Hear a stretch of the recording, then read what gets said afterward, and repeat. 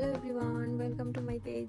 তো আজকে আমি আপনাদেরকে একটা বেসিক খুব ইজি একটা খিচুড়ি রেসিপি দেখাবো। ওয়েদার ডিমান্ড যেটাকে বলে, আপনারা সবাই বলেন ওয়েদার ডিমান্ড। এখন অনেক বৃষ্টি হচ্ছে, তো একটু খিচুড়ি খাইতে মন চাইলো, তো খুব ইজি ওয়েতে একটা খিচুড়ি রান্না করবো। এখন খিচুড়িটা রান্না করার জন্য আমি 2 পট চাল আর 1 পট ডাল নিয়েছি। তার সঙ্গে অ্যাড করছি জিরা বাটা, আদা বাটা আর গোটা গরম মশলা বাটা।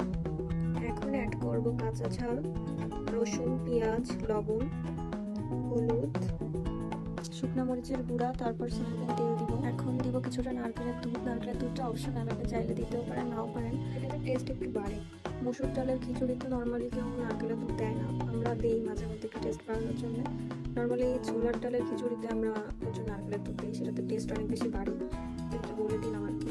এখন এই সবগুলোকে একসাথে ভালো করে মিশিয়ে আমি রাইস কুকারে দিব। আমি খিচুড়িটা রাইস কুকারে রান্না করতেছি, রাইস কুকারে কেন আমার কাছে বেশি ভালো হয়, জন্য আমি রাইস কুকারে রান্না করতে দিচ্ছি।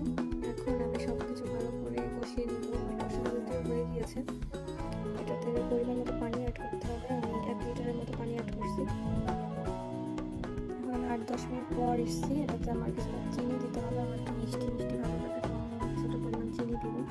তো আমার খিচুড়ি অলমোস্ট ডান, আর 3-4 মিনিট রাখলে আমার খিচুড়িটা ঠিকঠাকভাবে হয়ে যাবে। এখন ডিম ভাজি করতে হবে, তো ডিম ভাজির জন্য আমি সব কিছু নিয়ে নিয়েছি। এখন এগুলোকে ভালো করে ফেটিয়ে তারপরে ভাজি করতে হবে। এই যে আমার ডিম ভাজি হচ্ছে, এখন এটাকে উল্টিয়ে দিতে হবে। সব কিছু অলমোস্ট ডান, এখন খাওয়ার পালা। এই তো আমার খিচুড়িটা রেডি হয়ে গিয়েছে।